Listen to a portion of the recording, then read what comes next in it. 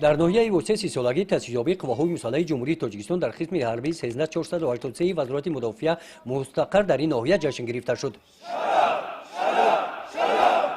дар муҳити идонаи ин ҷашнвораи муҳими сиёсӣ дар қисмати ҷамъомади расмии он бахшида ба ин санаи фархунда ҷонишини раиси ноҳияи восеъ дар шахсияти сарбозону афсарони ин қисми ҳарбӣ сокинони ноҳияро табрик намуданд.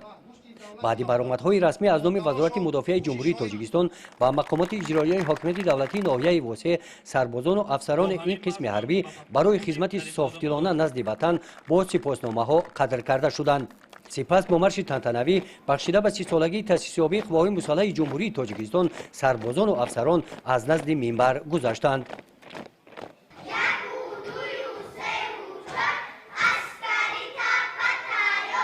бахшида ба ин рӯзи муборак ҳамчунин ҳамин гуна чорабиниҳои идона дар дигар ташкилоту муассисаҳои ноҳия доир гардиданд.